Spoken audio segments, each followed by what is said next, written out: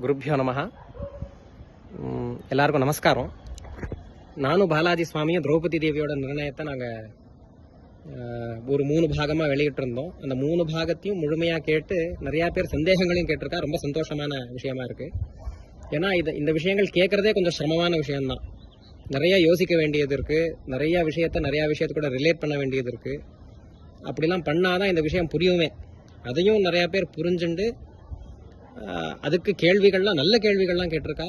ரொம்ப தெரிஞ்சுக்கணும்னு ஆசையோட கேட்டிருக்கா. இந்த விஷயத்துக்கு என்னோட வாழ்த்துக்கள். இப்படிப்பட்ட நிறையா வீடியோக்களை போடணும், நிறையா விஷயங்கள் சொல்லணும். இந்த மாதிரி நிறையா ஜனங்களுக்கு சந்தேகம் இருக்குது, அவள் யோசிக்க தயாராக இருக்கா, கற்றுக்க தயாராக இருக்கா அப்படின்ற ஒரு உற்சாகம், அப்படின்ற ஒரு விஷயம் எனக்கு உற்சாகத்தை தரக்கூடியதாக இருக்குது. அந்த சந்தேகங்களில் சிலவற்றுக்கு இப்போ அதுக்கு என்ன நிர்ணயம், அதுக்கு அந்த சந்தேக பரிகாரத்துக்கு ஒரு சின்ன வீடியோ மாதிரி பண்ணலாம். அந்த சந்தேகத்துக்கு வேற எங்கேயும் போக தேவையில்லை. மத்வாச்சாரியரே இந்த கேள்விகள்லாம் கேட்டுட்டு அதுக்கு சந்தேகத்தையும் சொல்லியிருக்கார். ரொம்ப ஆச்சரிய தரக்கூடிய விஷயம்தான். ஆச்சாரியர்களோட அருமை பெருமையை நேரடியாக பார்க்க ஒரு சந்தர்ப்பமாக அமைஞ்சது. அதில் சில விஷயங்களுக்கு ரொம்ப டீப்பாக சொல்ல வேண்டியது, ஆன்சர் சொல்ல வேண்டியதாக இருக்குது. சில விஷயங்களுக்கு கொஞ்சம் ஈஸியாகவே சொல்லலாம். ஃபஸ்ட்டு கொஞ்சம் ஈஸியாக இருக்கக்கூடிய ஆன்சர் எல்லாம் பார்த்துட்டு அப்புறம் டீப்பாக சொல்லக்கூடிய விஷயங்கள்லாம் பார்க்கலாம் அப்படின்னு எனக்கு ஒரு முயற்சி. முதல்ல ஒரு கொஸ்டின் என்ன அப்படின்னா, பீமசேனனுக்கு தான் உரியவள் பாரதி தேவி, திரௌபதி தேவி, மற்றவர்களுக்கெல்லாம் 2வது 3வது பட்சம்தான் அப்படின்னு சொல்லியிருந்தீங்க. ஆனால் கடைசி காலத்தில், அதாவது சொர்க்க ஆரோகண பருவத்தில் முதல் பாரதி தேவியோட தேகத்தை விழுந்தோடனே தர்மராஜன் கேட்குறான், பாரதி தேவி ஏன் இப்படி விழுந்துட்டா, இவள் எந்த பாப்பத்தினால் இப்படி விழுந்தா அப்படின்னு கேட்டப்ப அப்போ பீமசேனன் சொல்கிறான், அவளுக்கு ஏதோ தோஷம் இருந்திருக்கு அப்படின்ட்டு. அப்போ தர்மராஜன் யோசிக்கிறான், என்ன தோஷமாக இருக்கும்னு தர்மராஜன் யோசிச்சு, ஓஹோ, என்னையும் உன்னையும் விட அவள் அர்ஜுனனை ரொம்ப ப்ரிஃபர் பண்ணா, அந்த ப்ரிஃபர் பண்ணதுனால தான் அவளுக்கு இந்த தேகத்தை விடக்கூடிய அந்த துக்கம் வந்திருக்கு அப்படின்னு தர்மராஜர் சொல்கிறார். ஸோ இந்த தர்மராஜரோட இந்த வாக்கியம் பீமசேனருக்கு தான் உரியவள் அப்படின்ற ஒரு ஐடியாவை விரோதமாக இருக்குது, ஆப்போசிட்டாக இருக்குது அப்படின்ற மாதிரி கேள்வி. ரொம்ப நல்ல கேள்வி, ரொம்ப நல்லா யோசிச்சிருக்கா. இவன் முதலே மகாபாரதத்தை நல்லா வாசிச்சிருக்கா. வாசிக்கக்கூடியவா, கேட்கக்கூடிய கேள்வி நல்லா தெரியுது. இதுக்கு நிர்ணயத்தை மத்வாச்சாரியர் எழுதியிருக்கார். என்ன சொல்லியிருக்கார் அப்படின்னா, இப்போ ஒருத்தர் இன்னொருத்தருக்கு கடன் பட்டிருக்கார் அப்படின்னு வச்சுக்கலாம். இப்போ ஏதோ ராமு சோமுக்கு கடன் பட்டிருக்கார் அப்படின்னா, சோமு ராமுக்கு ஹெல்ப் பண்ணியிருக்காருன்னு அர்த்தம். அப்போ இந்த ராமு இந்த சோமுக்கு பட்ட கடனை தீர்க்கறதுக்காகவே சில ஜென்மங்கள் எடுக்க வேண்டியதாக இருக்கும். சோமு ராமுக்கு பண்ண நல்லதை திரும்பி அனுபவிக்கிறதுக்காக சில ஜென்மங்கள் எடுக்க வேண்டியதாக இருக்கும். இது ஒரு கர்மாவோட சைக்கிள் தான் அது. இவர் ஒருத்தருக்கு ஹெல்ப் பண்ணியிருக்கார், இவருக்கு புண்ணியம் வந்திருக்கு, இவர்கிட்ட இந்த ஹெல்ப் வாங்கியிருக்கார், அதனால இவர் கடன் பட்டிருக்கார்.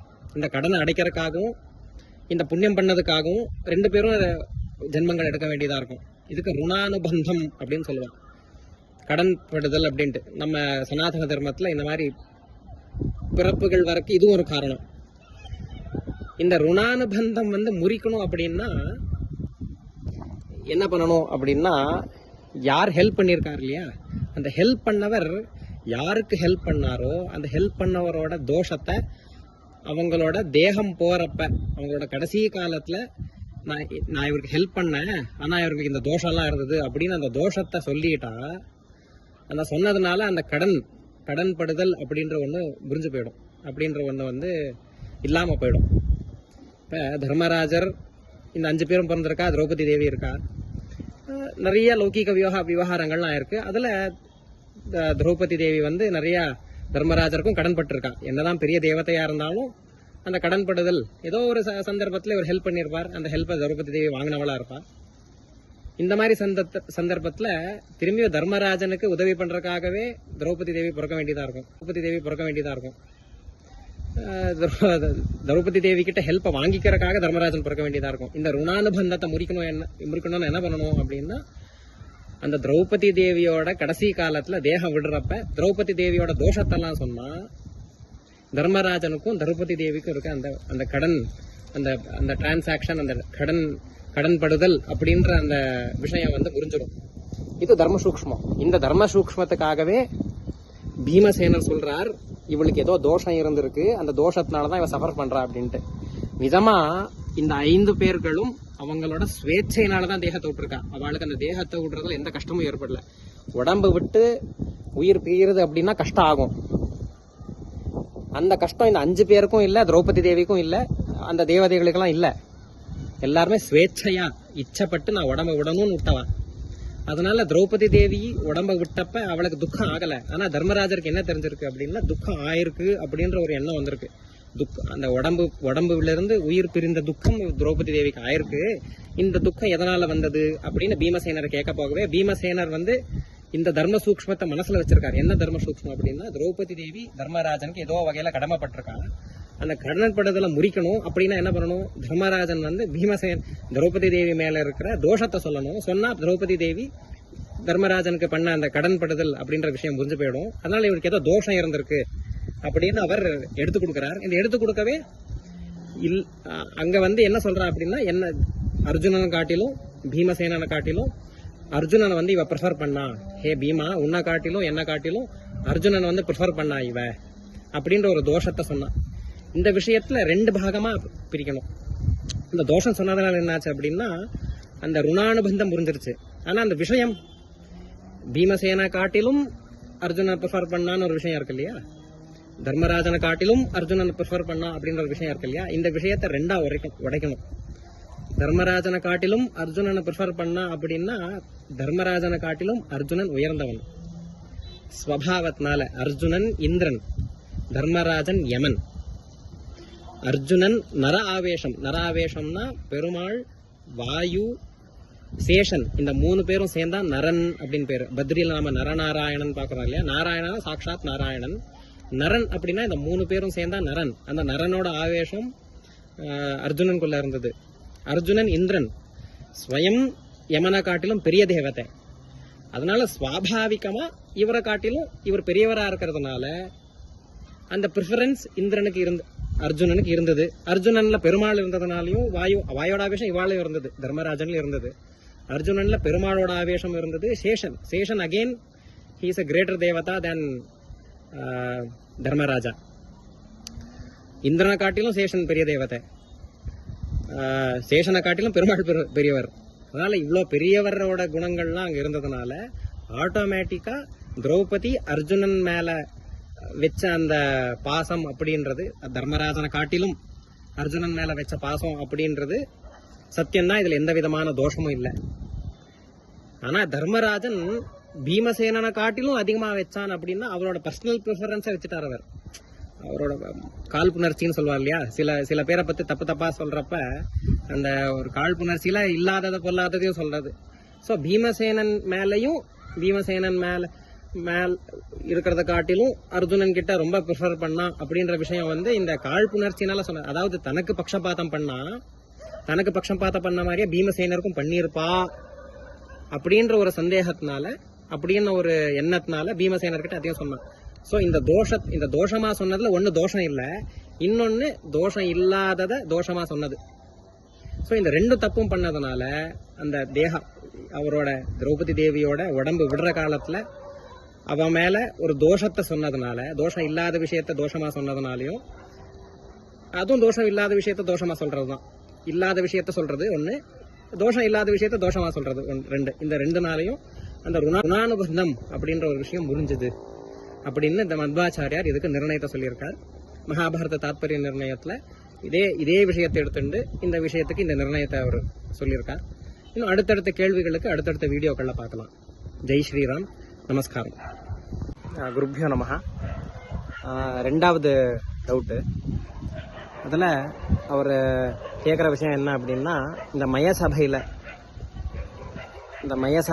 அப்படின்னு அந்த விசேஷமான மயாசுரனால கட்டப்பட்ட சபையில துரியோதனன் தடுமாறுறப்ப அங்க திரௌபதி தேவி சிரிக்கிறா. இந்த சிரிச்சது திரௌபதி தேவியா இல்ல அவ கூட இருந்த மற்ற பேரெல்லாமா அப்படின்னு. இதுக்கும் மத்வாச்சாரியார் அவாக்குள்ள இருந்த மற்ற தேவதைகள் எல்லாமா அப்படின்னு. இதுக்கும் மத்வாச்சாரியாரோட நிர்ணயம் ரொம்ப ஸ்பஷ்டமா இருக்கு. நம்ம இன்டர்பிரட்லாம் பண்ண தேவையில்லை. ரொம்ப தெளிவா அவர் இந்த விஷயத்த சொல்லியிருக்காரு. அங்க சிரிச்சது திரௌபதி தேவையா இல்ல அவாக்குள்ள இருந்த மற்ற தேவதைகளா அப்படின்னு. இதுல ஒரு தர்ம சூக்ஷ்மம் என்ன அப்படின்னா, சாமான்யமா யாருக்கு அவமானம் நடந்தாலும் அந்த அவமானத்தை பார்த்து நம்ம சிரிக்க கூடாது.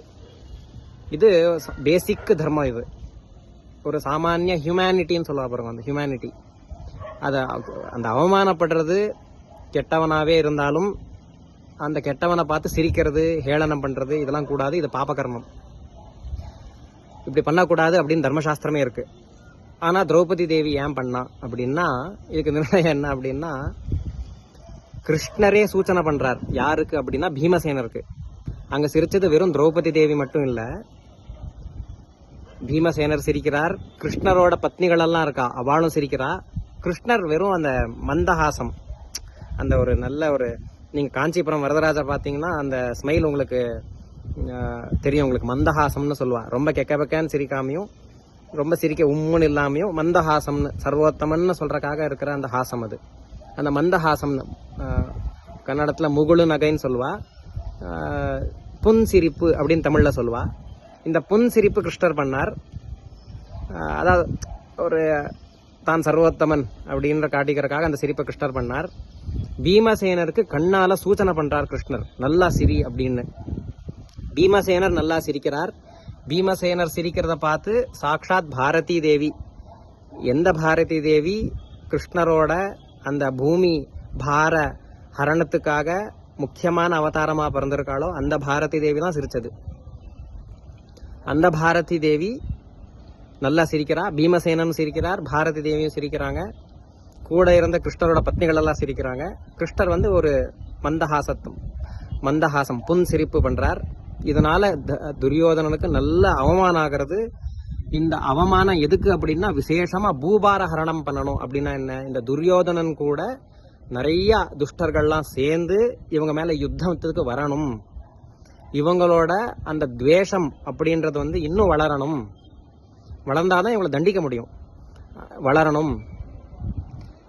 இவர் கூட நிறைய கெட்டவர்கள்லாம் சேரணும், சேர்ந்து இந்த பூபார ஹரணம் ஆகணும் அப்படின்ற ஒரு பெரிய உத்தேசத்தினால இந்த அவமானத்துல சிரிப்பு அப்படின்றது கிருஷ்ணரோட சூச்சனத்துல பீமசேனரும் திரௌபதி தேவியும் கிருஷ்ணரோட மற்ற பத்னிகள் எல்லாரும் பண்ணியிருக்கா. இதுல தர்மராஜன் வந்து இந்த அவமானம் ஆயிடுச்சேன்ட்டு இவனோட சபையிலிருந்து அந்த துரியோதனனுக்கு சந்தனம், நிறைய ஆபரணங்கள், வஸ்திரங்கள்லாம் கொடுத்து அந்த துரியோதனனை வந்து பாசிஃபை பண்ற பாக்குறா. ரொம்ப உனக்கு அவமானம் ஆயிடுத்து, நீ வந்து ரொம்ப இதை வந்து தப்பா எடுத்துக்காத, சாரி மன்னிப்பு அப்படின்றதுக்காக நிறைய ஆபரணங்கள்லாம் அனுப்பிச்சு அவனை வந்து சாட்டிஸ்ஃபை பண்ண பாக்குறான். அவனுக்கு அது சாட்டிஸ்ஃபை ஆக போறது இல்ல. சகுனியை வந்து கேட்க போறாங்க. சகுனியை வந்து இந்த சொத்து, அந்த ராஜசூய யாகத்துக்காக அந்த பாண்டவர்கள்லாம் கொண்டு வந்த அந்த சொத்தை வந்து நாம வந்து சூதாட்டத்துல நாம ஜெயிச்சிடலாம் அப்படின்னு ஐடியா இதுக்கப்புறம் தான் கொடுக்க போறாங்க. அது சூதாட்டம் நடக்க போறது. அப்புறம் நமக்கு வந்த கதையெல்லாம் நமக்கு நல்லா தெரியும். ஸோ அங்க சிரிச்சது பாரதி தேவி தான் அப்படின்றது வந்து மத்வாச்சாரியோட நிர்ணயம். பீமசேனரும் சிரிச்சிருக்கார் கிருஷ்ணரோட வழிகாட்டுதல் படி. ஜெய் ஸ்ரீ கிருஷ்ணா, ஜெய் ஸ்ரீராம். அடுத்த கேள்வி, கிருஷ்ணா அதாவது திரௌபதி தேவி அந்த துரியோதனோட சபையில வஸ்திர அபகாரம் பண்ணப்பட்டவளா துக்கப்படுறா. அந்த துக்கப்பட்டப்ப அவ வந்து சொல்றா, என்னோட 5 கணவன்களும் வந்து எனக்கு ஹெல்ப் பண்ண முடியாத மாதிரி, என்னோட துக்கத்தை பரிகாரம் பண்ண முடியாத மாதிரி அவ இருக்கா. கிருஷ்ணா நீ காப்பாத்து அப்படின்னு கிருஷ்ணருக்கு தான் அந்த திரௌபதி தேவி வந்து முறையிட்டா. பீமசேனன் மற்றவங்க பண்ணல, பீமசேனனும் பண்ணலையே, பீமசேனனோட பத்னி இவ அப்படின்னு எப்படி சொல்றது அப்படின்னு கேள்வி. ரொம்ப நல்ல கேள்வி இது. இதுக்கும் நிர்ணயம் மத்வாச்சாரியார் சொல்லியிருக்கார். அங்க சினிமாலெல்லாம் பார்த்தா அப்படிதான் தெரியும், 5 பேர் வந்து வாயை மூடிட்டு உட்கார்ந்துருந்தாங்க அப்படின்னு விஷயம். சினிமா பார்த்தா இந்த விஷயம் தான் நமக்கு மனசுல பதியும். ஆனா உண்மையில நடந்தது அது இல்லை. தர்மராஜன் வந்து எல்லாத்தையும் பணைய வச்சு முடிச்சிடறான். யாரும் இல்லை. நகுலனை பணைய வைக்கிறான், தோத்து போயிடுறான். சகாதேவனை பணைய வைக்கிறான், தோத்து போயிடுறான். அடுத்தது அர்ஜுனனை பணைய வைக்கிறான், தோத்து போயிடுறான். அப்புறம் பீமசேனனை பணைய வைக்கிறான், தோத்து போயிடுறான். அப்புறம் திரௌபதி தேவியை பணைய வைக்கிறான், தோத்து போயிடுறான். அப்புறம் தன்னையே பணைய வைக்கிறான், தோத்து போயிடுறான். திரௌபதி தேவி பணைய வச்சு தோத்து போட உடனே துரியோதனன் வந்து தன்னுடைய தேரோட்டிய திரௌபதி தேவியை கூட்டின்னு வர அனுப்புறான். திரௌபதி தேவி கிட்ட போய் அவன் வந்து இந்த மாதிரி பணைய வச்சு நீ தோத்து போயிட்ட, உன்னை வந்து சபைக்கு கூட்டின்னு வர சொல்லியிருக்காங்க அப்படின்னா அவன் சொல்றான், நான் வந்து ரதஸ்வலா, ரஜஸ்வல காலத்துல இருக்கேன், அதாவது ஐ மென்ஸ்ட்ரேட்டிங், மாதவிடாய் காலத்துல இருக்கேன், ஒரே ஒரு வஸ்திரத்தை தரிச்சுட்டு இருக்கேன், இந்த மாதிரி நேரத்துல நான் பரபுருஷரை பார்க்க கூடாது, வெளியவும் வரக்கூடாது, எனக்கு ரொம்ப சங்கோச்சமா இருக்கு, நான் வந்து வர முடியாது அப்படின்னு சொல்லி இவ அனுப்பிச்சிடுறா. இந்த திரும்பி போய் இந்த தேரோட்டி வந்து சொல்றதுனால துரியோதனன் என்ன பண்றான், தேரோட்டி எல்லாம் போனா காரியம் ஆகாது, என்னோட தம்பி அனுப்புறேன்னு துஷாசன் அனுப்புறான். இந்த துஷாசனன் வேற இல்ல, பூர்வ ஜென்மத்துல இந்திரஜித், அந்த இந்திரஜித் தான் இந்த துஷாசனன்.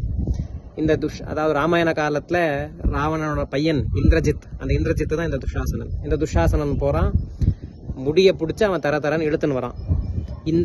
இந்த வேலையை இதை பார்த்த உடனே பீமசேனர் என்ன சொல்றாரு அப்படின்னா, அர்ஜுனனை சொல்றார், அர்ஜுனா அந்த எரியற நெருப்ப எடுத்துன்னு வா.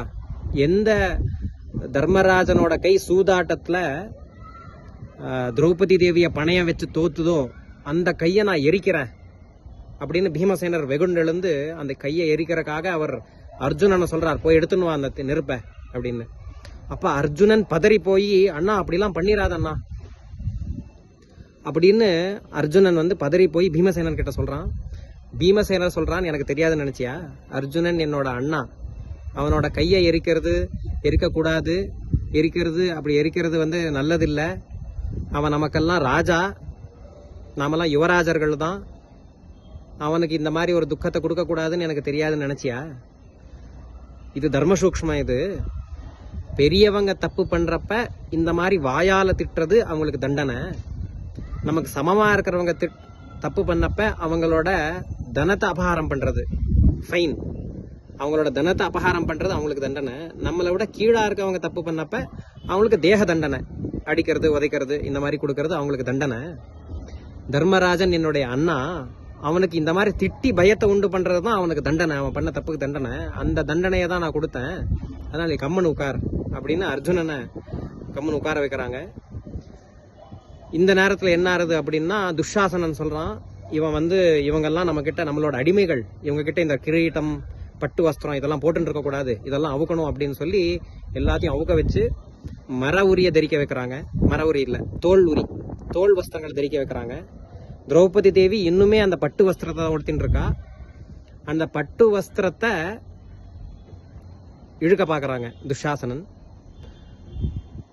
இந்த சந்தர்ப்பத்துல கர்ணன் என்ன சொல்றான் அப்படின்னா, உன்னுடைய பத்திகள் யாரும் உனக்கு பத்திகள் இல்ல, பத்தினா பாத்தி பத்திஹி, யார் ரக்ஷணை பண்றாரோ அவர் பத்தி, யாரு ரக்ஷணை பண்றேன்னு அவங்க யாரும் உனக்கு பத்திகள் கிடையாது, ஏன்னா உன்னை ரக்ஷணை பண்ணல, உனக்கு அவமானம் பண்ணதை விட்டுட்டாங்க, நீ வந்து துரியோதனோட வீட்டுக்கு போ அப்படின்னு கர்ணன் சொல்றான். துரியோதனன் தன்னுடைய தொடைய காட்டி, இடது தொடைய காட்டி, என் தொடையில வந்து உட்கார், நீ என்னுடைய மனைவியாயிரு அப்படின்னு துரியோதனன் சொல்றான். உன்னோட கணவன்கள் யாரும் கணவன்கள் இல்லை, என்னோட தொடையில வந்து உட்கார் அப்படின்னு துரியோதனன் சொல்றான். இந்த சந்தர்ப்பத்துல இதை கேட்டு பீமசேனர் என்ன சொல்றாரு அப்படின்னா, துரியோதனா தொடையில வந்து உட்காருன்னு சொல்றியா, அந்த இடது தொடைய உடைச்சு உன்னை நான் சம்ஹாரம் பண்றேன், அது மட்டும் இல்ல பணைய வைக்கிறப்ப கிருஷ்ணரை பணையவைன்னு சொன்னியா நீ, துரியோதனன் சொல்றான். கிருஷ்ணரை கூட பணையவை அப்படின்னு கிருஷ்ணரை பணைய வைக்க சொல்றான். கிருஷ்ணனை பணையவைன்னு சொன்ன அந்த தலை இருக்குல்ல, அந்த தலைய பொடி பண்ணி நான் வந்து அத உன்னை கொல்ல போறேன் அப்படின்னு பீமசேனர் சொல்றாரு. இத சொன்ன உடனே அங்கிருந்த விதுரன், பீஷ்மாச்சாரியர் இவா எல்லாம் வந்து பீமசேனனோட கைய பிடிச்சு கீழே உட்கார வைக்கிறா, அப்படி எல்லாம் பண்ணிராதப்பா அப்படின்னு. தர்மராஜர் சொல்றாரு அப்படிலாம் பண்ணாதன்ட்டு, பெரியவங்க சொன்ன வாக்க தட்டக்கூடாதுன்னு உட்கார்றாரு. இப்படி உட்காரலைன்னா முன்னாடி ஒரு பெரிய கெட்டவங்களோட கூட்டம் கூடாது, அதனால உட்கார்ந்தாரே தவிர அவர் பண்ண வேண்டிய அந்த விரோதத்தை அவர் பண்ணார். இந்த விரோதத்தினால எல்லாருக்கும் பயம் வந்தது, நடுநடுங்கி போயிட்டாங்க. அவர் அந்த சபையில இருந்த ஒரு ஆயுதம், அந்த ஆயுதத்தை அவர் பாக்குறதுனாலே எல்லாருக்கும் பயம் வந்தது, எப்படி இவன் வந்து இந்த ஆயுதத்தை எடுத்து நம்மளை எல்லாம் சம்ஹாரம் பண்ணிடுவானோ அப்படின்ற பயம் எல்லாருக்கும் வந்தது. அத விதுரன் பார்த்து, பீஷ்மாச்சாரியார் பார்த்து பீமசேனரை சமாதானம் பண்ணி உட்கார வைக்கிறா. எத்யபி பீஷ்மாச்சாரியார் திரௌபதி தேவி கேட்டப்ப வாய மூடி இருக்கிறார். 525 வருடங்கள் அத்தியனம் பண்ண பீஷ்மாச்சாரியார் 525 வருடங்கள் வெறும் அத்தியனம் பண்ணியிருக்கார், வெறும் சாஸ்திரங்களை வாசிச்சிருக்கார், பரசுராமர் கிட்ட வாசிச்சிருக்கார், இன்னும் பெரிய பெரிய பெரியோர்கள் கிட்ட வாசிச்சிருக்கார், இப்படி கிருஷ்ணர் கிட்ட வாசிச்சிருக்கார். இப்படிப்பட்ட பீஷ்மாச்சாரியார் கம்மன் இருந்தார் எப்ப திரௌபதிக்கு அவமானம் ஆயிட்டு இருக்கப்ப. ஆனா அந்த துரியோதனன் அந்த சாகடிக்கிறான் நானு அப்படின்னு இவரை சொல்றப்ப, பீமன் சொல்றப்ப அவரை சமாதானப்படுத்தி உட்கார வைக்கிறான் இவெல்லாம். இந்த உட்கார்ந்ததும் என்ன காரணத்தினால அப்படின்னா, பெரியவங்கள் சொன்னதை கேட்கணும் அப்படின்ற ஒரு நிமித்தம் தான் அது. கேட்கணும். பீமசேனர் தான் அங்க பெரியவர். க்ஷத்திரியர்கள்ல யாரு பலசாலியோ அவர் தான் பெரியவர். பிராமணர்கள்ல யார் புத்திசாலியோ அவர் தான் பெரியவர். வைஷ்யர்கள்ல யார் தனவான் அவர் தான் பெரியவர். சூத்ரர்கள்ல யார் வயசுல பெரியவங்களோ அவங்க பெரியவர்கள். பீமசேனர் தான் க்ஷத்திரியர்கள்ல பெரியவர். அவர் யாரோட பேச்சு கேட்கணும்னு தேவையில்லை. இருந்தாலும் இந்த பெரியவர்கள்லாம் சொல்றாங்களே, வயசுல பெரியவர்கள்லாம் சொல்றாங்களே அப்படின்னு உட்கார்ந்தது காரணம் என்ன அப்படின்னா, இப்ப விட்டாதான் அப்ப எல்லா 11 அக்ஷோஹினி சைன்யத்தையும் நம்ம அழிக்க முடியும். அந்த 11 அக்ஷோஹினி சைன்யம் கூடணும். அது மட்டும் இல்லாம வனவாசத்துக்கு போய் ஆசேத்து ஹிமாச்சலம் போய் அங்கங்க இருக்கிற அந்தந்த நகரத்துல இருந்த அந்த கெட்டவங்களெல்லாம் அழிக்கணும். ஹிடிம்பாசுரன், பகாசுரன் இவங்களெல்லாம் சம்ஹாரம் பண்ணணும். இந்த நல்ல காரியங்கள்லாம் நடக்கணும் அப்படின்றதுக்காக அங்க பொறுமையா இருந்த பீமசேனர் அந்த பயத்தை ஏற்படுத்தி அங்க பொறுமையா இருந்தார். அங்க அது நோட்டீஸ் பண்ண வேண்டியது. அப்புறம் இந்த சேலையை இழுக்கிறப்ப அப்ப துஷாசன சொல்றான், திரும்பி நீ வந்து என்னோட அண்ணா வீட்டுக்கு, துரியோதனோட வீட்டுக்கு போ அப்படின்ட்டு. அப்ப கர்ணன் சொல்றான், திரும்பி திரௌபதி தேவியை பார்த்து, ஆமா அது சரி, நீ வந்து துரியோதனோட வீட்டுக்கு தான் போகணும் அப்படின்னு கர்ணன் சொல்றான். இந்த அவஸ்தையில இருக்கிற திரௌபதி தேவி சொல்றா, ஹே துரியோதனா துஷாசனா, உன்னை வந்து பீமசேனன் கொல்லுவான். ஹே கர்ணா, உன்னை வந்து அர்ஜுனன் கொல்ல போறான் அப்படின்னு பிரதிஜ்ஞை பண்றான். சகுனி இதுக்கெல்லாம் காரணமா இருக்கிற சகுனிய நகுலன் கொல்லுவான் அப்படின்னு திரௌபதி தேவி பிரதிஜ்ஞை பண்றா. இந்த பிரதிஜ்ஞையை ஆமா நாங்க பண்ணுவோம் அப்படின்னு இவா 3 பேரும் அதை வந்து ஆமோதிக்கிறா. ஆமா நாங்க இவங்களை சம்ஹாரம் பண்ணுவோம். பீமசேனர் வந்து நான் ஆமா துரியோதன துஷாசனை நான் சம்ஹாரம் பண்ணுவேன். அர்ஜுனன் வந்து ஆமா நான் கர்ணனை சம்ஹாரம் பண்ணுவேன். துஷாசனை நான் சம்ஹாரம் பண்ணுவேன். அர்ஜுனன் வந்து ஆமா நான் கர்ணனை சம்ஹாரம் பண்ணுவேன். நகுலன் வந்து ஆமா நான் சகுனியை சம்ஹாரம் பண்ணுவேன் அப்படின்ட்டு. அப்ப சகாதேவன் சொல்றான், சகுனியோட பையன், அந்த பையனை நான் சம்ஹாரம் பண்ணுவேன்னு இவனும் சேர்ந்துக்கிறான். தர்மராஜர் கம்முன்னு தான் இருக்கிறார் இந்த சமயத்துல. ஒன்னும் பண்றது இல்ல, பிரதிஜ்ஞை பண்றது இல்ல, ஒன்னும் பண்றது இல்ல. இந்த மாதிரி சும்மாலாம் இல்ல, கை கட்டி வாய்ப்புத்தி சும்மா இல்ல. பீமசேனர் அந்த பலத்தை காட்டினார். அந்த பலத்தினால பீதியை ஏற்படுத்தினார். அந்த பீதியை ஏற்படுத்தி அவங்களெல்லாம் பயப்படுற அளவுக்கு செஞ்சு உயிர் பயத்தை காட்டி முன்னாடி நடக்கக்கூடிய அந்த நல்ல 11 அக்ஷோஹினி சைன்யத்தோட நாசம் ஆகணும். இந்த பக்கமும் 11 அக்ஷோஹினி சைன்யம், இந்த பக்கம் 7 அக்ஷோஹினி சைன்யம் இருக்கு. அதுல முக்காவாசி எல்லாரும் சாகணும்.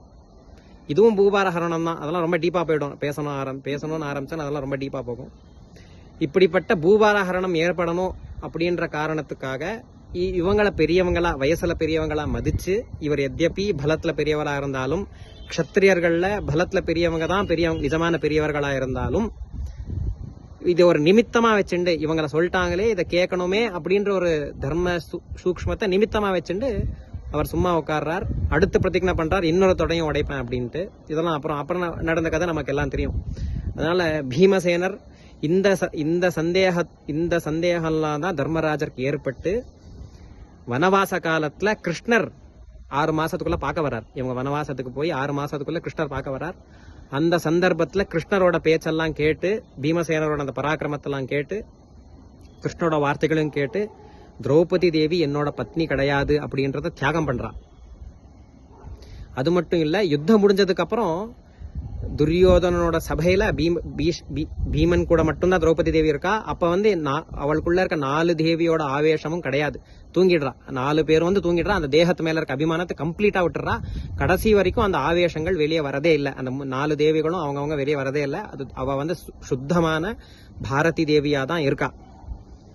சோ இதுதான் உண்மையா நடந்ததே தவிர, நீங்க சினிமால பாக்குற மாதிரி கை கொட்டி வாய்ப்புத்தி யாரும் இருந்தர்ல. அங்க அர்ஜுனனோட பிரதிஜ்ஞையும் இருந்தது, கர்ணனை கொல்லுவேன்ட்டு. நகுலனோட பிரதிஜ்ஞையும் இருந்தது, சகாதேவனோட பிரதிஜ்ஞையும் இருந்தது. தர்மராஜனை கைய எரிக்கணும் அப்படின்றத பீமசேனர் வாய் விட்டு சொல்றார். அது எரிக்கிறது ஏன் அப்படி சொல்றார் அப்படின்றதுக்கான நிர்ணயமும் பீமசேனரே அர்ஜுனன் கிட்ட சொல்றார். இதெல்லாம் மத்வாச்சாரியார் நமக்கு காட்டி கொடுக்கிறார். இப்படிப்பட்ட விஷயங்களை வந்து டவுட்டா கேட்டதுக்கு ரொம்ப நன்றி. ஜெய் ஸ்ரீராம். ஸ்ரீ கிருஷ்ணார்பணமஸ்து.